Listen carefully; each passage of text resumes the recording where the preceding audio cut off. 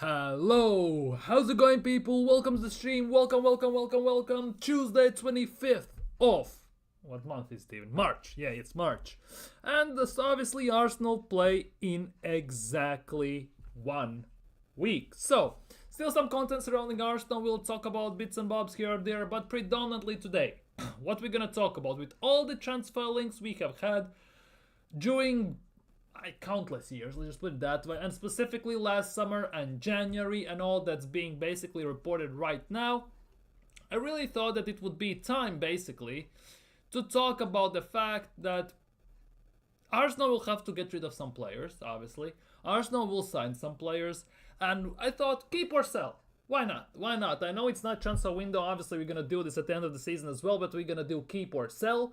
Basically, players I'd like to keep, players I don't mind selling at the end of the day. On top of that, we're gonna talk about potential replacements in those positions, and even on top of that, we're gonna look at the latest transfer news regarding some players, and we're gonna discuss that as well. So, smash thumbs up, like the stream, like it, caress it, destroy, do all that good stuff. If you haven't already, if you if you haven't already, subscribe, and of course leave your thoughts down in the live chat so we can tackle them. So big up Nathan, he was here before the stream. Big up. What do I think of Sudakov? I'm not gonna lie, haven't seen him play much. As much as I watch football, as much as I watch, let's be real, Donetsk Shakhtar is not a team I watch play on a regular basis. Also, I don't watch them too much in general because they are in Europe. Not the most of games they play that I would desire to watch, and there are better games going on at that time. I've seen some games for him to play for Ukraine. Also, I have seen him to play maybe 2 games, maybe 3 games for Shakhtar. And I think we have been linked with him before at some point, if I'm not mistaken. There was Ukrainian number 10 we've been linked with, and I think Sudakov was it. And I don't know, I don't have an assessment on him. I haven't seen him too much. I don't trust YouTube clips on the players and everything. So I cannot give too much of an opinion. All I know that is because he is having some somewhat decent season as a number 10 this year for Shakhtar. He is about 22, 23 years old, so he's the one of those young guys. But one thing is that he's also similarly like players that we are missing, like direct. He can pass, he can shoot. You can see that he's still raw in many aspects of the game, and that for me is a big no-no because I think, especially with Max Daumann coming up, I don't think we're going to replace him. I think we're going to integrate Max Daumann into the team, especially if some other players stay. I don't think we're gonna go for that type of a player, and if we went for Sudakov, I'm not too sure. I don't know if I'm too excited about signing him.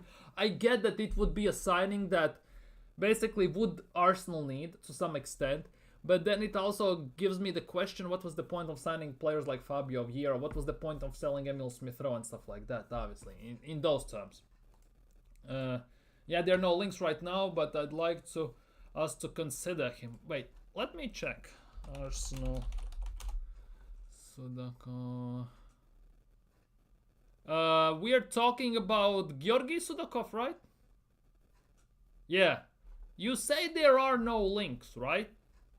However, okay, I'm gonna move it back, right? But Georgi Sudakov transferred from Shakhtar to Arsenal. Arsenal are reportedly ready to battle Spurs for the signing of Sudakov. In October, Arsenal were linked with Sudakov as well, so I knew that I have heard that name somewhere, and I knew that we were linked with him. Also in October, there were talks that City have joined Arsenal in pursuit of Sudakov, so it's not a no answer, but at the same time, let's be real, it's not the one I would desire. Let's just put it that way. There have been links. That's why I had his name imprinted in my mind. Yeah, there are no recent links. Let's just put it that way. There were links months ago, but at the moment there are no links, so I guess it is what it is. But yeah, I think we're gonna get into the first portion of the stream, basically, of keep or sell. We're gonna first things first, look at the first team, then we're gonna go through the loans, what I would like to do with them, and obviously as we go per position, or let's just say goalkeeper, defense, midfield, attack, right? we're gonna talk about as well as 4 potential replacements. So we're gonna combine basically first and second segment into one. And after we've done that, we're gonna look at some transfer links. Basically, that's how the stream is gonna go. So kicking things off, obviously, David Raya in goal. We loaned him, signed him. He's not moving anywhere, and it looks like he's gonna be our number one goalkeeper. So we're not gonna look too much into it. Neto, as soon as he goes, I'm gonna be super happy. But the biggest thing and issue is that only goalkeeper we have that's coming back is Karl Hein.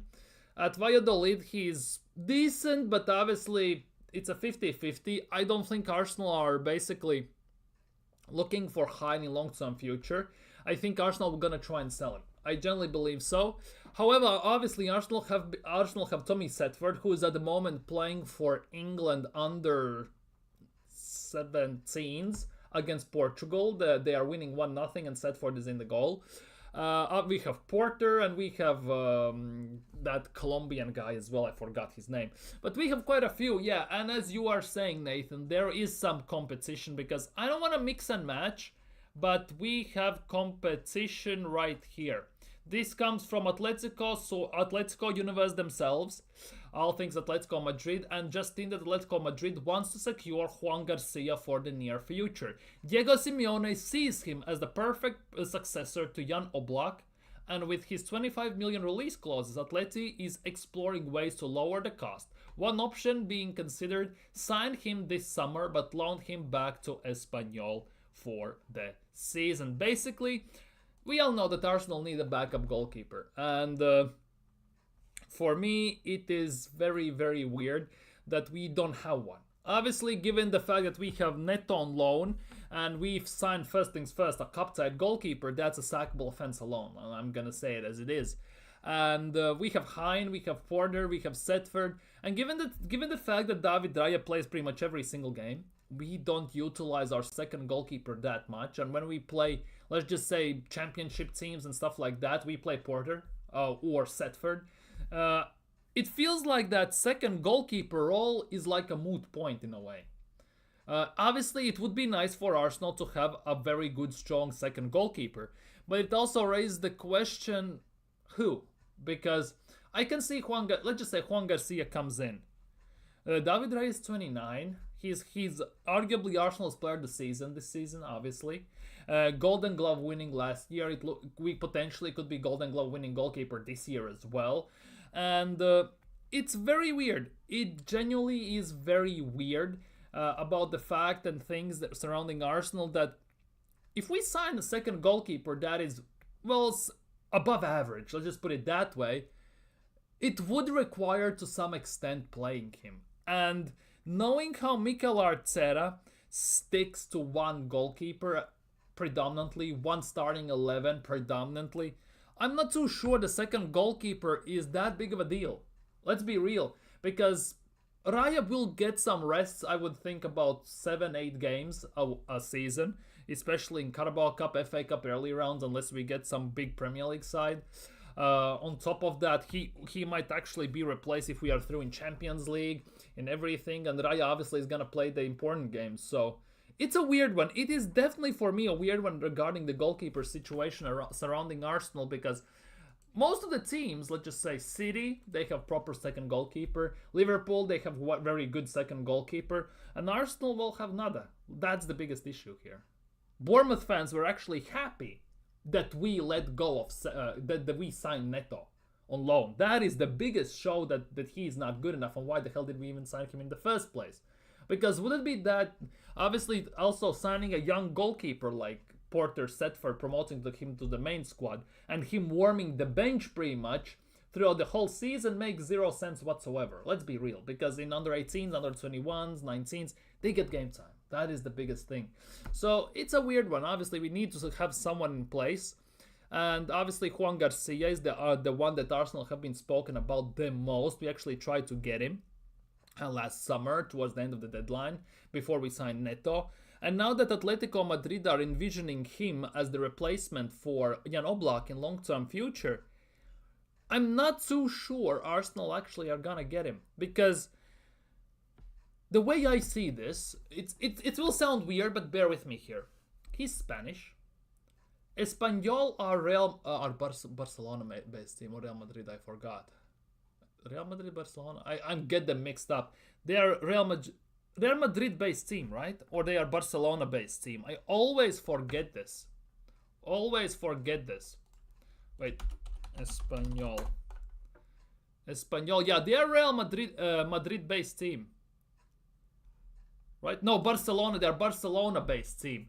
So it would be very interesting if a player moved there to Atletico Madrid. That would be very interesting in the first place. But for me, Spanish players that are regarded very high end predominantly go to Atletico, Real, or Barcelona. If you are from Catalonia, you predominantly go to Barcelona, personally. Then the rest of the players more or less go to Real Madrid or Atletico Madrid. So him leaving Spain is a big mystery, if that would make any sense, especially if at his age. Obviously, I get it could happen, but hey, that is the big one. If I had to put my money on it, I would say he will go to Atletico Madrid, especially with how old is Jan Oblak? Just out of curiosity, how old is Oblak? Oblak is 32, so slowly but steadily they need to find a replacement, and I think Juan Garcia long term actually could be the answer if we are looking at it that way. Let's just say it as it is. So it's a bit of a weird one. It is a bit of a weird one. I still like Hermansen since Leicester will get relegated. Yeah, getting someone like Hermansen or someone like that for the second goalkeeper, I don't think it would be the worst option. Let's be real. It definitely wouldn't be the worst option.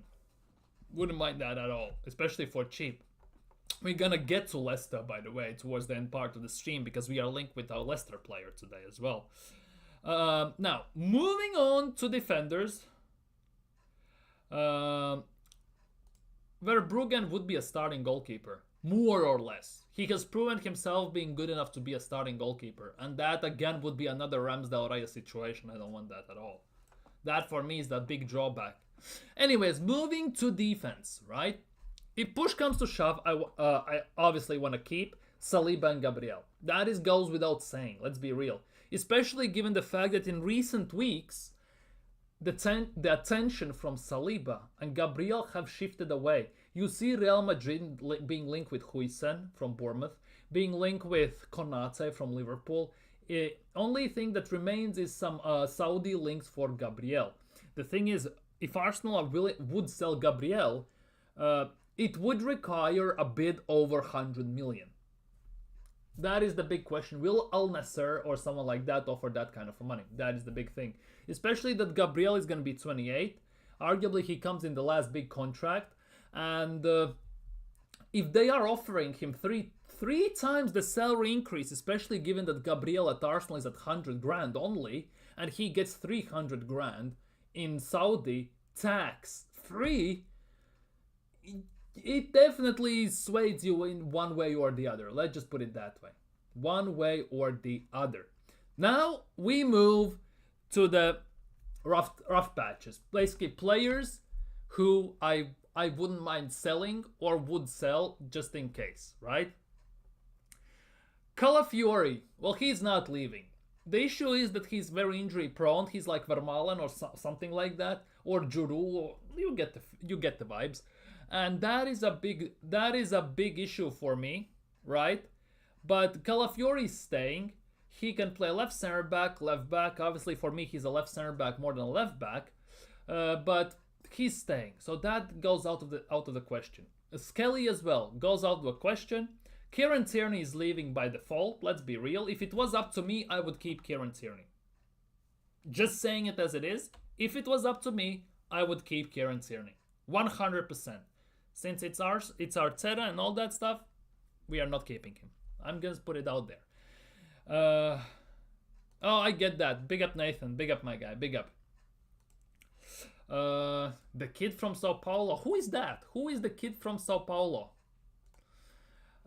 Who is the kid from Sao Paulo? Anyways, moving on. Jakub Kivior, given the fact that he can play left back and left-sided center back predominantly, and he's also good in 3 at the back, just like Calafiori. many times he leaves more to be desired when he plays. Just like Calafiori, they both have been short, has sold us short in that regard. And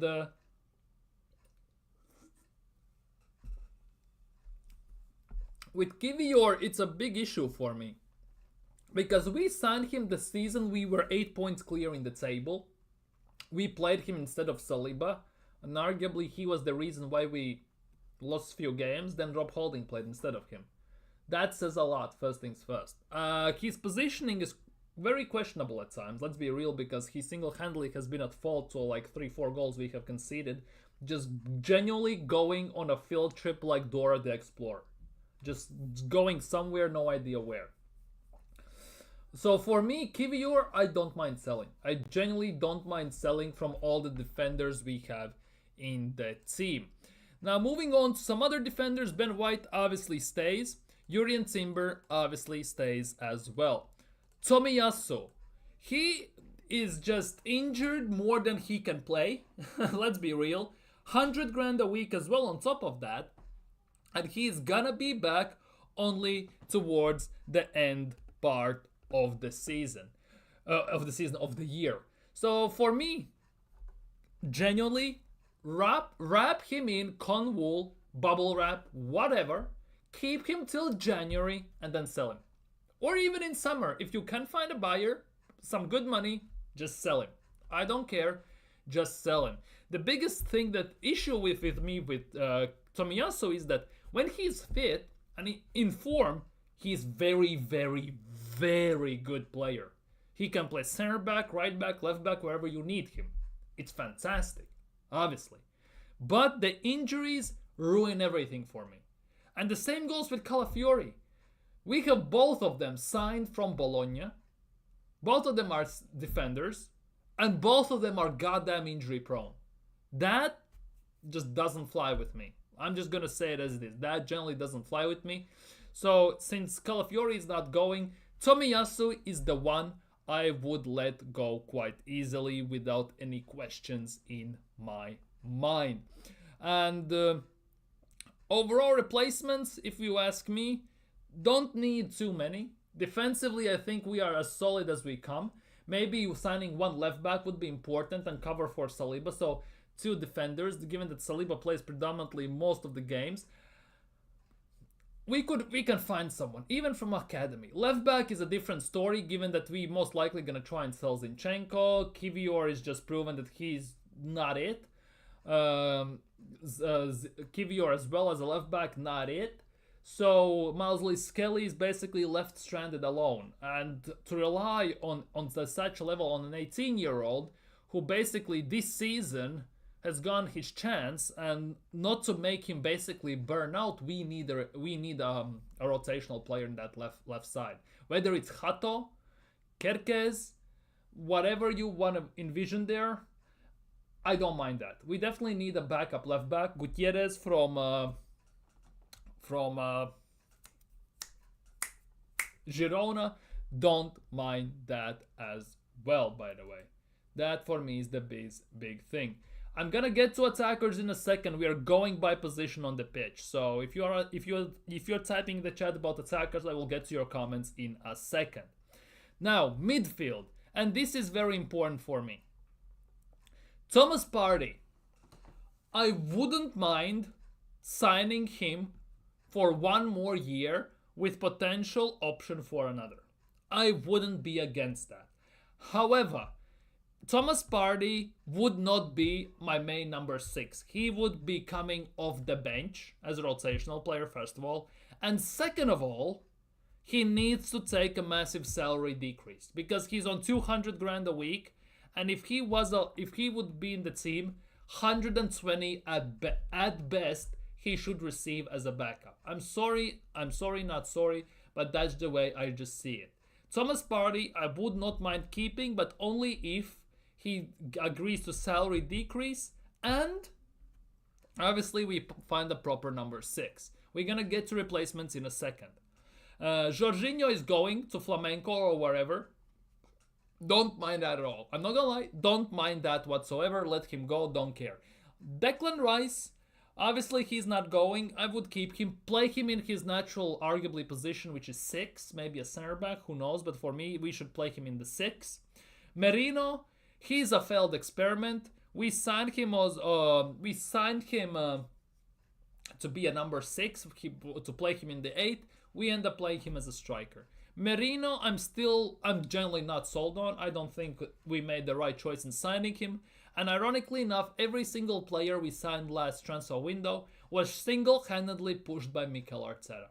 It's been confirmed, it's been said in interviews that Merino, Arteta signing, Calafiori, Arteta signing, Edu wanted completely different players. So same goes for Sterling and everything. So I guess it is what it is. And obviously Odegaard, he's the one of the big players. I'm not gonna lie. He is one of the few big players I don't mind selling. Odegaard is one of those players who is decent, but he's not it. Let's just put it that way. For me, he isn't even a number 10. He's more of an 8. He plays more of an 8. Why he drifts so much to the right wing is also just stupidity from Arteta, let's be real. And on top of that, his mental attitude and everything, it's not captain material. That's why I want Gabriel to be the captain. I'm just going to say it as it is. But Odegaard, for me, he is not a number 10 who is the main number 10. He, arguably, for me, is a secondary creator. As the number 8, for example. He could be like a support for whoever, Arda Güler, Brahim Diaz, for Wirtz, for Musiala, if we sign any of those, let's be real, to play in the 10, right? He would be the support. He would be the helping hand in that regard. Main creator, Wirtz, Musiala, Güler, Brahim Diaz, one of those. And then Odegaard assists him, helps him to create from the deep. That's something Arsenal are missing heavily, creative part from the deep. Because from the number 8, number 6 spots, we don't create enough, basically. Because playing Rice in the 8 has taken that away from him, because he was the best utilized in the number 6 role. The way he played under Moyes, disrupting the play, spreading long balls, diagonals out the play, fantastic for that. As a number 8, not it. He lacks technical ability for me. He lacks mobility, some skills, dribbling and all that stuff. Passing also is not on point. So he definitely lacks in that regard for me. And replacements, as I said, I would like to have Wirtz as a 10 potentially. Güler, Brahim Diaz. There are quite a few of those players we could look. Obviously, they're top of the cream of the crop. And given the situation, I'm done with Arsenal signing backup dancers, championship level, Crystal Palace level players. We need to sign cream of the crop, top of the top. And let's be real, for Arsenal to make that final step over the line to win a big trophy, that is one of the things that must be done, in my opinion. I'm just going to say it as it is. I'm very sorry, not sorry. But if this... Is Odegaard playing for Norway at the moment? We can check. We genuinely can check, is Odegaard playing at the moment. Well, let's take a step sideways. Lebanon winning 5-0. Burundi 5-0. Cameroon 3-0. Egypt scored 1-0. Salah? No, Zizou. Seriously, Zizou scored for Egypt. Anyways, Norway against Israel. Let's see. Starting 11.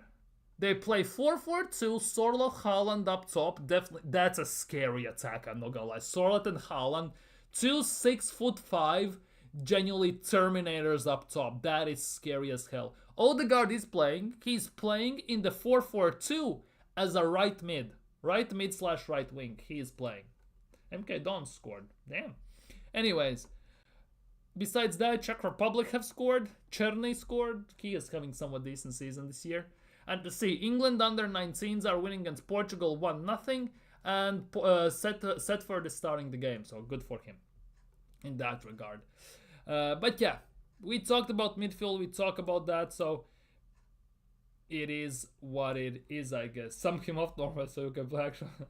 Dude, Odegaard is playing right mid. That alone is embarrassing. Let's be real. He doesn't have the pace to be a right mid. Maybe he has the technical ability. He definitely runs a lot, so by default, yeah. Ah, no, I haven't seen the free kick from Elise. I have not. Unfortunately, I have not. For Wirtz, Brahim, Diaz, right wing number 10, one of those. Just give me it. Give me one of those. Yeah, just like Reece James yesterday. Pains me to say this as Latvia was playing against England, but yeah, Reece James, that free kick was insane. Anyways, attack. And here we gonna get to very painful, hurtful stuff. Sell Trossard. Why did he open it? What the hell is happening here? Sell Trossard. Get rid of Raheem Sterling. Sell Jesus. I don't care. And Kai Havertz, at best, should be a bench player.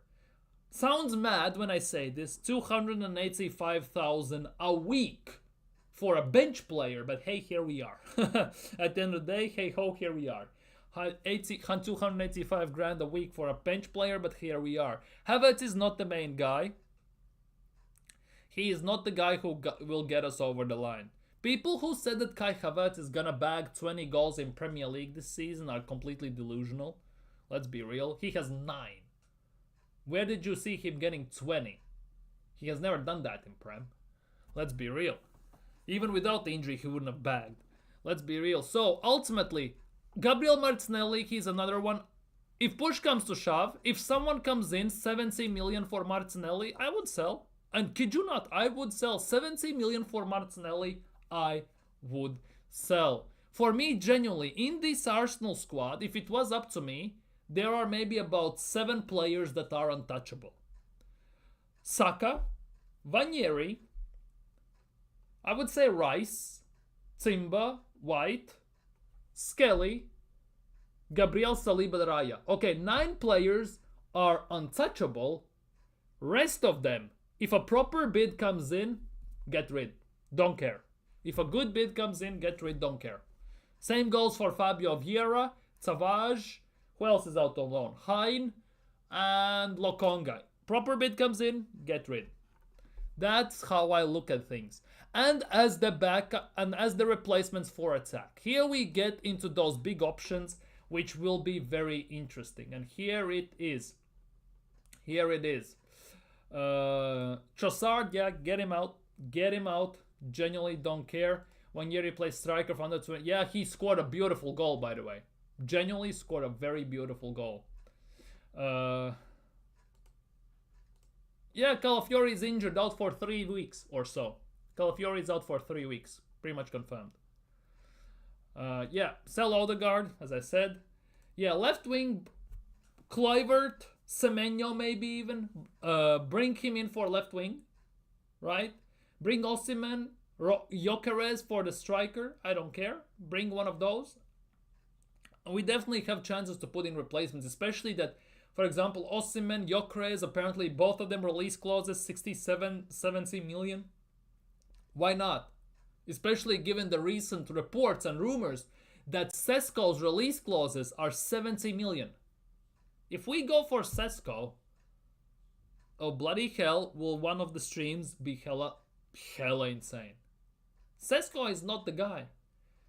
I would get Sesko signing if we were in 22-23 season, the year we signed Jesus. I get it then. Right now, don't want him at Arsenal whatsoever. Nowhere near Arsenal. There are winger options. Baena, he can play number 10 as well. If you need, he actually is very good as number 10. There are definitely winger options. Definitely are. Yeah, exactly. We should have signed Olise last summer. 45 million. 40 goddamn 5 million. Why we didn't sign Olise? He can play right wing, he can play 10. Perfect in this situation, given the circumstances, because it was inevitable that Odegaard will get injured, Saka will get injured. I've been saying this for 2 years. Given the amount of games they play, bell to bell, every single game. They play games where they shouldn't be playing well. We are 5-0 up against Lons, 3-0 up against Preston, when we are dismantling teams. I was saying that long time, and obviously at that point, I was called toxic, negative, fake fan, useless, ugly, and all these things. Now that when we have these issues, it's now cool to say, oh, but we had to sign replacements. Why we didn't sign replacements? When I was saying that 2 years ago, I got crucified for that. Fast forward 2 years, now it's the main thing to say. Make it make sense. Make it make bloody sense. Olise should have been one of the guys we should have signed last summer, without shadow of a doubt.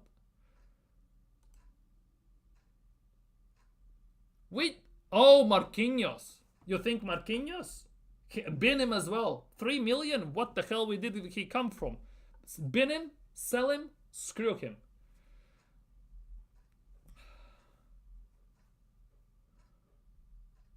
That is the... You say, if Arteta goes. You say, if Arteta goes. But it's pretty much understandable that he's gonna be here next season. How long next season? That's a completely different story, let's be real. But he's gonna be here. And as long as Arteta is here, and he plays this destructive football which ruins players, we're not gonna see the best of Saka. Arguably, maybe not best of Odegaard as well to some extent.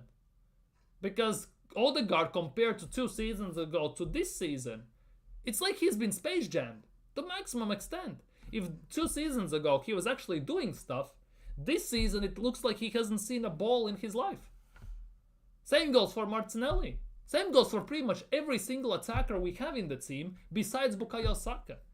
It's just his individual ability that whether he is playing like he wants to play or he is in Arteta's system, he just knows how to get GA. That is the only difference. That's why maybe he doesn't get as much stick. Because he single-handedly is carrying this whole team. Single-handedly, pretty much. Let's be real. And I even get on Saka's case. Because despite getting GA, at the end of the day, it's not it wins you games, yes. But I want to see performances as well. And for me, as much as I like Bukayo Saka, I love that he's carrying the team and everything, I want to see some performances as well. Especially in the big games. Because then he doesn't perform, he doesn't get GA because he gets triple teamed, he gets locked out of the game, he gets pressed out of the game, and he does nothing. Sometimes as well, for let's just say, for second argument, Saka doesn't get GA, but he has a fantastic performance. He cooks defenders, he gets the pre-assist, assist before the assist. Why not? Just let him do that as well. It should not revolve single-handedly around one player to carry the team across the line. Let's be real. We can get him, no problem, get it done. That's cool, bro. He's just on you. Still developing my ass. Marquinhos, bin him. 21 just developing. He's been out on loan more times than banks hand out people loans. And he has done worse than the people do with these loans they get from banks. Your defense in trouble, dude. Screw Sesko. I don't want to see him at Arsenal. Yeah, Olise is fantastic there. Exactly. Odegaard actually was quite decent 2 seasons ago. Same goes for Martinelli. And Arteta single-handedly changes system, changes tactics, just ruins everything. He ruined everything that worked. Ultimately. Let's be real. He ruined everything that worked. He didn't find the balance. When Yeri, Nelly, Saka front 3 against Madrid, not gonna happen. You know Arteta. It's not gonna happen. The front 3 is gonna be, if Saka is available still, it's gonna be most likely Saka, if he's available. Saka, Merino, Martinelli. It's gonna be like that. Let's be real. Or Saka, Merino, Trossard, something like that. Because you know Mikel Arteta, if Saka can breathe, he's gonna play. He's gonna rush him back. Like, it's actually insane. It genuinely is utterly insane. That's the thing. We have 22-man squad. And personally for me, more than half a squad, if a good bid comes in, I'm not opposed to selling. 22-man squad, for me, 9 players are untouchable. Rest of them, good bid comes in, sayonara. Instantly. Just get him gone. Don't care. You can find a better replacement. Spend the money wisely. Give it to Berta. He knows what to do. He knows what to do with money and how to find proper players. Let's be real.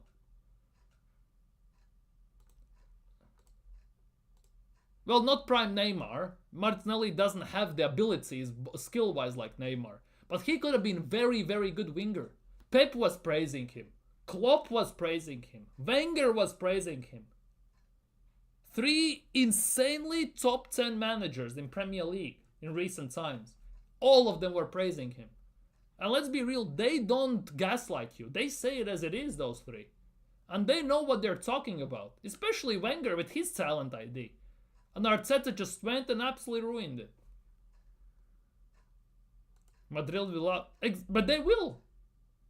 You can go and ask every single Real Madrid fan what you think of Arsenal. Are you scared? Are Arsenal scary and scintillating? They will laugh in your face. You can ask them what do they think with a possibility of Rudiger and Asensio facing Merino, our number 6, at striker in defense. They will genuinely die from laughing. It's that laughable. It's utter joke. It's a circus at the end of the day. Let's be real. Champions League quarterfinals against Real Madrid, we play Merino as a striker. Seriously. Like, what are we doing here?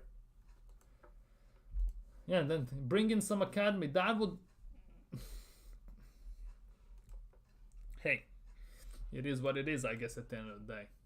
Anyhow, some transfer news. We need to talk about transfer news because we don't talk about that enough. Let's be real. Transfer news. We talked about Garcia. Here we go. According to Fish Eyes, the Sun of Spain, basically, don't trust them, but Real Madrid apparently are keeping tabs on Nico Williams in case Vinicius Jr. is tempted by a big money move to Saudi. Nico Williams has £52 million release clauses. Now, yesterday we talked about the fact that Real Madrid are exploring option to sign also Zubimendi. Let's be real.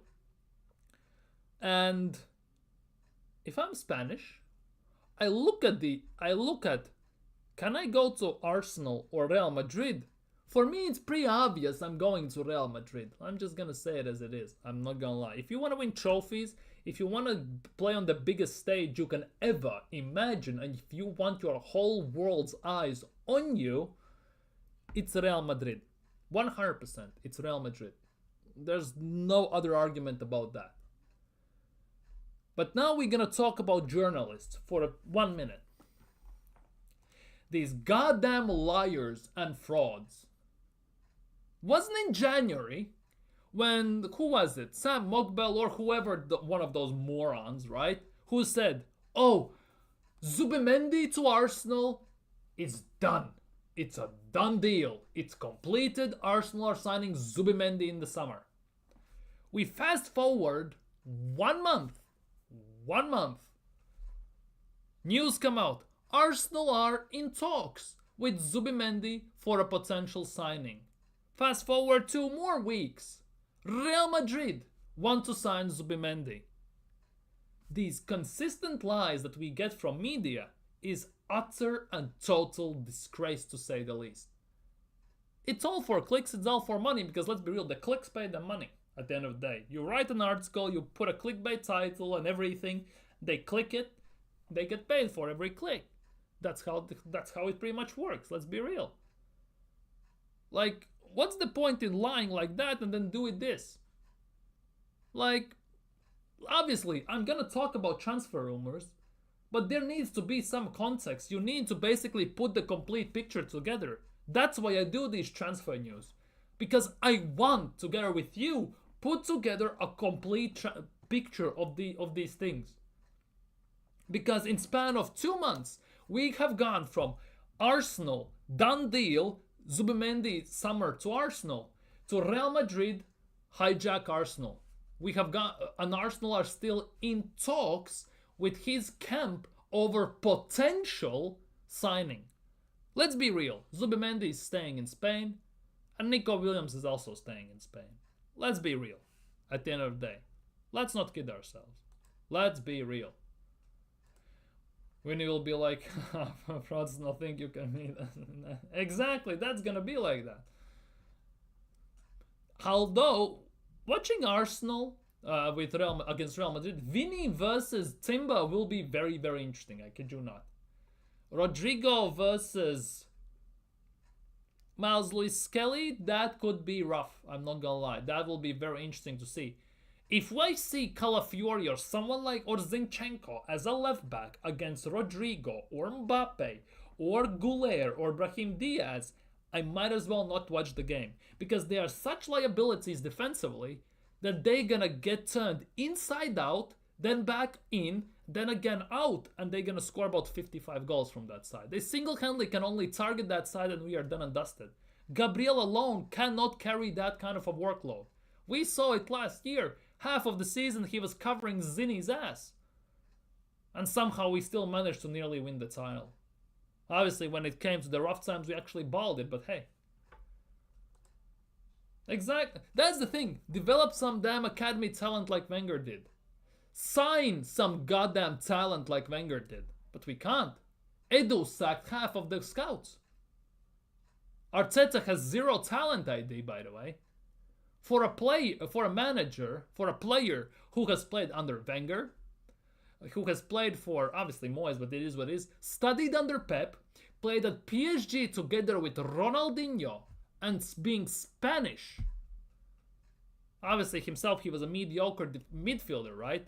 But to have no talent ID, not to getting signed a proper midfielder, not to realize how to play proper football, that's utter embarrassing.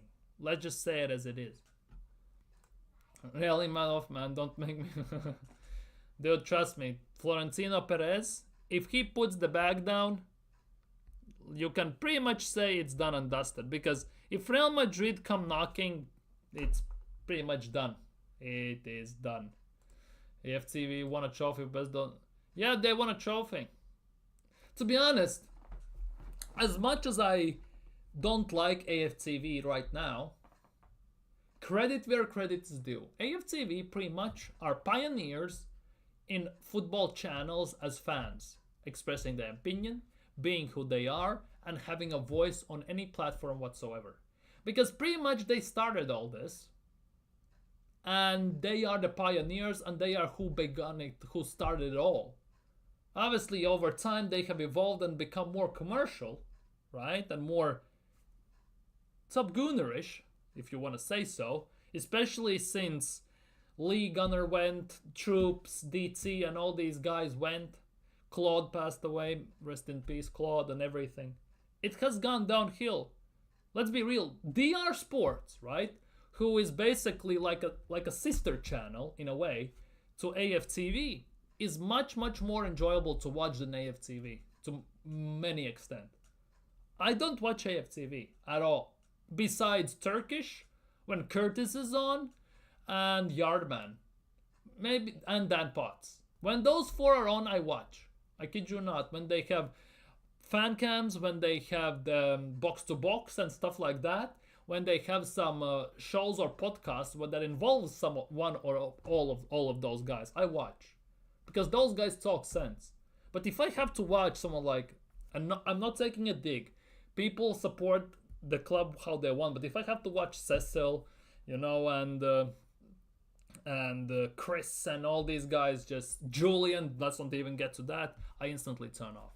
I just cannot. I cannot watch and listen to this type of delusion to some extent. Well,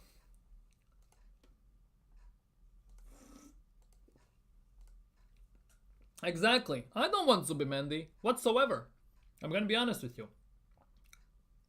I'd much rather sign Tchouameni, who actually could be on the fringes at Real Madrid, Some rumors are that Camavinga might be leaving, but let's be real, it's never gonna happen. Camavinga is very vital to Real Madrid. Let's be real. Bruno Guimaraes, I don't think Newcastle are gonna sell nor Isak nor Bruno Guimaraes, especially if they get Champions League. They just want a trophy. If they get Champions League this season, no chance. No chance whatsoever. Baleba or Yates over Zubimendi. Zubimendi. I'm gonna say it like this. Zubimendi is not overrated. He's decent, but he is overrated by our fan base specifically. Because every single time we get linked to a player, it's like that the player is world class, best thing since sliced bread, nobody's better. That is our own fan base's fault. Because they gassed up Sesko, they gassed up Calafiori, they gassed up Merino, and now they're gassing up Zubimendi. Zubimendi is a very decent player, right? He plays for Sociedad, unfortunate where he goes, that depends, right? But Zubimendi is a very decent player in my eyes. Decent player. I'm not taking anything away from him. But the way our fan base overhype him, that is a completely different story. That is an utter nonsense in my opinion. I can already see Vinny laughing at us and saying 0 Champions Leagues. Exactly. That is the biggest thing. At the end of the day, no matter how you look at this, Real Madrid have the heritage. We have none. Please, man, we have the worst. If only Henry was just 38 or 37. Dude, if I'm not too sure even if Henry would want to play under Arteta, by the way. Just putting it out there. He could play up to... Yeah. Why are you on, Zubimendi? He's not shit. That's the thing. Zubimendi is not shit. Say it as it is. He's not shit. He's decent. But he's not good enough to be Arsenal's main number 6. Let's be real. He's decent. We have seen him have some very good games, but overall, he is not that good as Arsenal fans are making him out to be. That's the biggest thing. He's decent. I'll admit to that, because he is not as bad as people also want to paint him. Some of them that don't want him at Arsenal. But our fan base overhype every single link to maximum extent. And that's what's basically making it worse.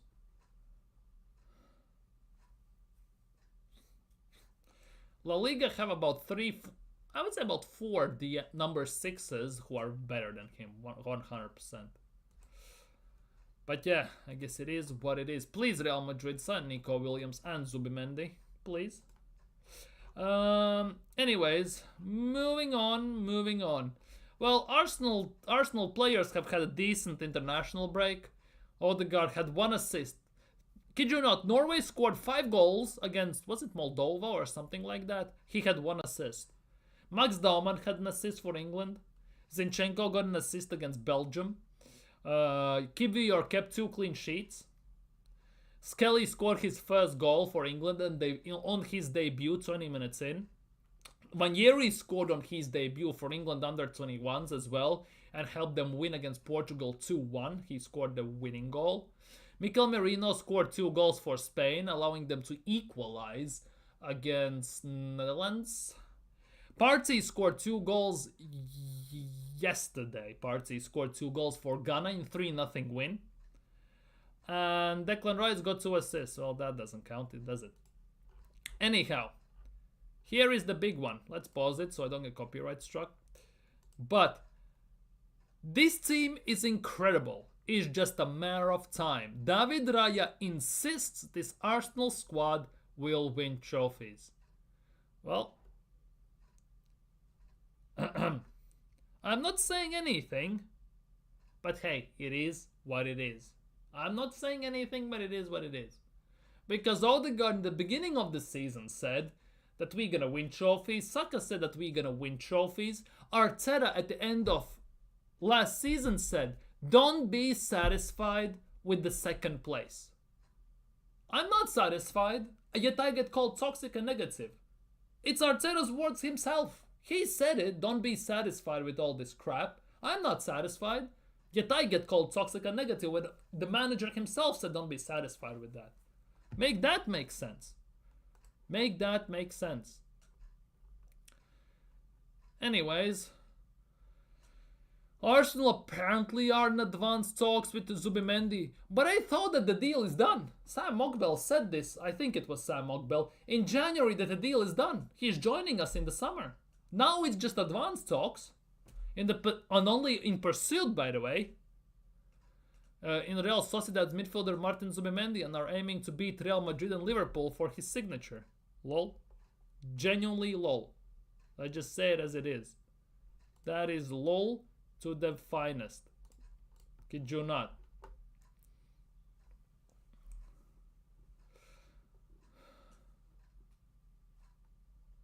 Which players do you think are better than Zubimendi? Camavinga, Tchouaméni. Both are arguably for Arsenal realistic signings to some extent. Then there is what's its face. I would say Rice as a 6 is better. Partey as a 6 is better, by the way. Partey maybe is not as agile, but overall he is just as good, especially under high press situations, and much better. Tonali, Bruno Guimaraes. I would argue Locatelli to some extent, maybe not as much anymore, but at the time he was. Ederson is an 8, so I cannot count him too much. Who else is there? Just running through my head, through midfield, just players. To some extent also Lavia. To some extent, I'm not gonna say it he is, but to some extent Lavia, he has better ceiling. Obviously Rodri goes without saying, let's be real. Who else is there? Rodrigo De Paul, although he's more of an 8 than a 6, although you can count him as a 6 technically. There are quite a few, to be honest. Kanse is still playing. Like Mikkel Tadze, beast of striker, man, better than most of these overrated frauds call. Yeah, Mikkel Tadze is actually balling at Lyon, I'm not gonna lie. He is actually balling at Lyon. He's one of those guys. Actually, I don't think we're gonna sign Mikkel Tadze, but we definitely last summer could have explored Boniface, Guirassy. Guirassy was about 13 million or 15 million, something like that. We didn't sign him. Who else was there? Dovbyk, 30 million. Quite a few strikers moved last summer, and we signed none of those. Let's be real. We had chances, we just didn't at the end of the day. It's a Osimhen we could have signed. We didn't. Let's be real. Yeah, Valverde, yeah. Pedri is more of an 8 though. Pedri is more of an 8 than anything.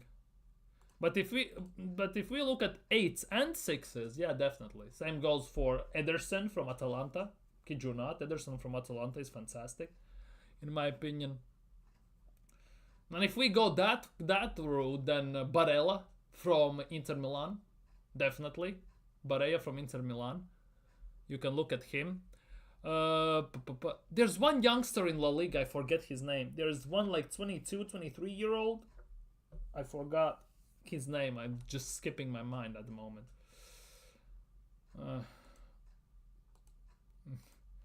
A beast who everyone underrates, Brennan Johnson. He's decent. Sunset, Sunset at Athletic Bilbao, very decent. Akuliche from Monaco is decent. I like Brais Mendes from Real Sociedad. Whether you like him or not, that's up to you. But Brais Mendes is decent. Oyarzabal is very good. Obviously, talked about Villarreal has this right winger. Let me check. Where is it? Villarreal has this right winger, right? Where's the club?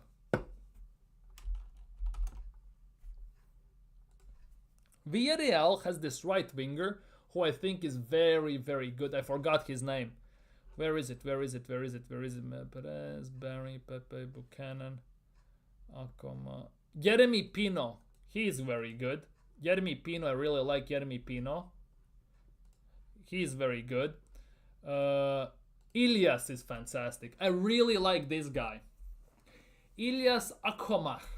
He is actually baller. I absolutely love watching this guy play for Villarreal. He is fantastic. He comes from La Masia as well. He comes from La Masia. So in general, he is a baller. This guy is fantastic. 20 years young. He's injured at the moment, unfortunately. Moroccan, right? He got, yeah, unfortunately he got cruciate ligament, so that's not great though, is it? But yeah, Jeremy Pino is fantastic. And obviously Aleš Baena doesn't need too much saying, does he? And from Las Palmas, it's not Moleiro, it's the other one. Where is it? Cardona, Ramirez, McBurney, Fabianzai. I think it is this one. No, it's not this one. There is one. I forget his name. Generally, my mind is blanking at the moment. Campagna. Moleiro is the one Arsenal were linked with, but there's another one. I'm trying to find Girona CF.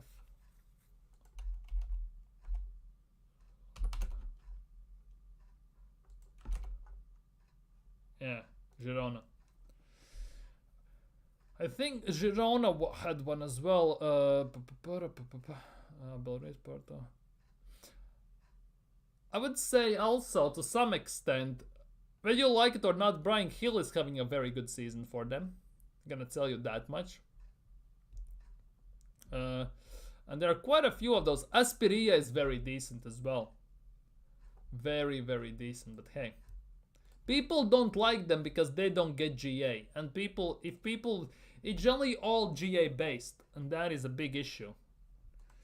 Jeremy Pino, yeah. Chukwueze better than most of these already. Yildiz, yeah. But Yildiz is fantastic as well. Conceição. Conceição is fantastic. Genuinely, Conceição from Juventus just...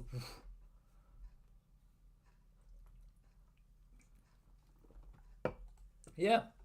Even in Premier League, Dibbling. Same goes for midfield. Wharton from Crystal Palace. There are so many good players. It's just they get overlooked, unfortunately. Unfortunately, they get overlooked. By the way, this is a nuts one. Some of the best deals Brighton have made.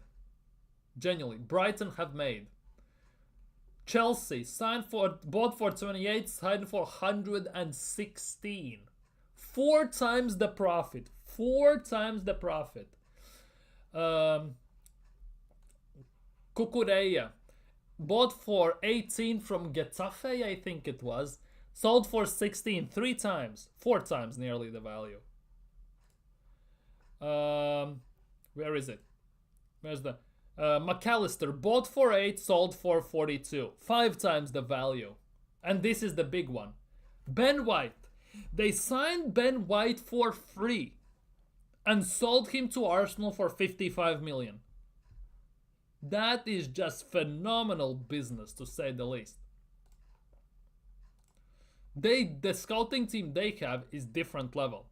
Anyways, I mentioned Leicester. And here is the thing. According to africafoot.com, Arsenal are the English club most interested in Bilal El Kanouche. 20 years old, according to a source close to the player. Kanouche will be forced, in quotation marks obviously, to find a new club if Leicester are relegated from the Premier League this season. Obviously, many of these players who play for these type of teams, who are candidates to relegation, have clauses in their contract that they need to get sold, or they can afford to basically request a transfer if the team gets relegated. Right? And El Kanouche is one of those. Now, I don't watch too much Leicester. I cannot say too much about El Kanouche. But I've seen about 3-4 games from him, and he looks somewhat decent. Obviously, I need about 10-15 games to get a somewhat grasp of the player. But overall, this, if you ask me, and if I compare what Andrea Berta did at Atletico Madrid, he would sign some big players. And then there would be one of these players like El Kanoush, who genuinely would be Andrea Berta signing like one of those one for the future, if that makes sense. He's somewhat decent. He's not great. Obviously, 20 years old, only Moroccan and everything. He's not that great, but basically face value wise due to GA. But overall, he has abilities. Let's just put it that way. He has more abilities than some of our wingers, obviously, to say the least. Mince is nuts. Mitoma for me is a bit overrated. He's a bit overrated. Damsgaard is very good for Brentford, I'm not gonna lie. By the way, Mbuemo to Arsenal. Who says no? I would love for Arsenal to sign Mbuemo. Fantastic. Can play 9, can play right wing. Definitely very good for us, I think. I generally believe he would be actually very good for Arsenal, if you ask me. Very, very good. And this is something for all the people that keep on dreaming that Arsenal are gonna sign Isak, 150 million. For me, if we are willing to spend 115 million, for 150 million on Isak, we can sign Osimhen and Gyökeres and still have money left over. Just let that sink in. Newcastle would want about 150 mil, right? 67 release clauses on Gyökeres, 67 or 70 on Osimhen. That's 137 million. We would still have money left over, even. That is the biggest thing, to some extent. I get that we need to sign these players, but there are definitely some other very big names we can sign without overspending to that kind of an extent. And there are also moments where much rather you sign 2 ballers instead of one just stratosphere player. Because if we just sign single-handedly Isak, that kind of limits our budget overall. Let's just say it as it is. Arsenal, they're not going to spend more than 250 maybe 300 next summer. And that is also very wishful thinking if we include sales, right? So signing Isak would definitely be insane value in that regard. And if you think about the fact that, for example, for one Isak, you can sign, for example, as I said, Osimhen and, for example, Ederson from Atalanta. For me, signing Ederson and Osimhen makes more sense than signing one Isak. I'm not gonna lie. Although I really like Isak, and that kind of stings. Especially that the year when we signed Jesus and gave Nketiah 100 grand a week contract, Isak was available for 70 million and we didn't sign him. That kind of stings in that regard, I'm not gonna lie.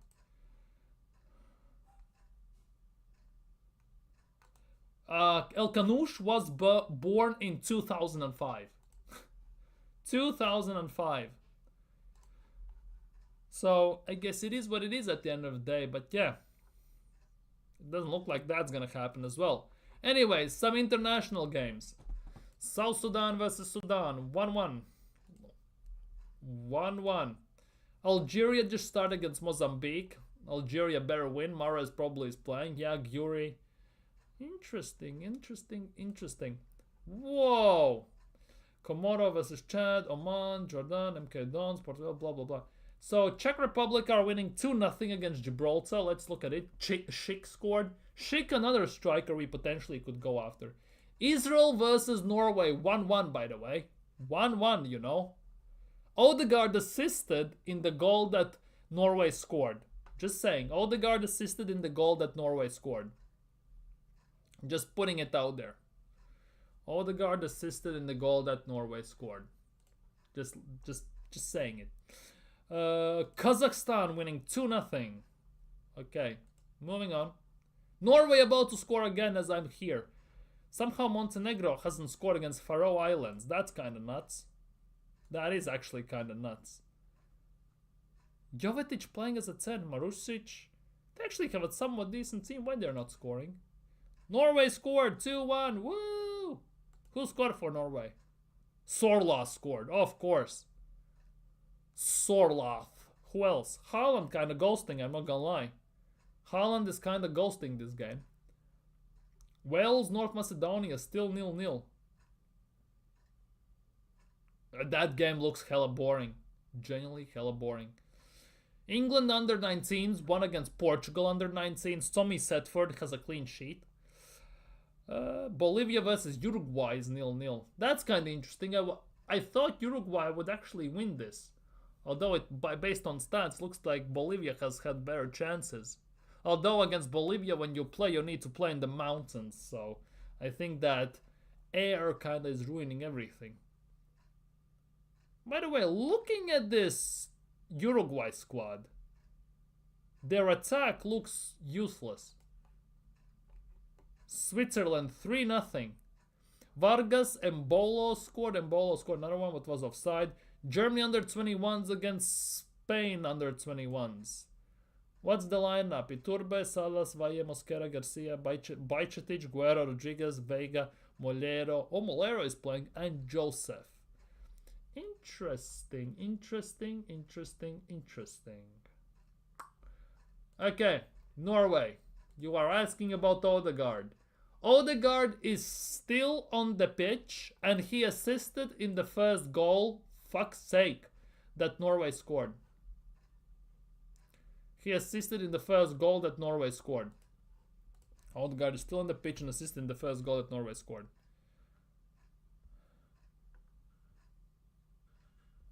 So, it looks like he's doing quite good, huh? But yeah, anyways, I think on that note, we have discussed more or less everything. If you're watching this as a playback, let me know in the comments what you think. Subscribe if you're new around here. Smash the thumbs up and like the stream and everything. Max Dauman next season. Depends. Very depends. Don't overhype the players. You are sounding like a top gooner overhyping all of these players as well. But yeah, if you're new around here, of course, subscribe, hit the like button. Have a nice day tomorrow. Tomorrow's Wednesday, so enjoy that. Take care and see you all very, very soon.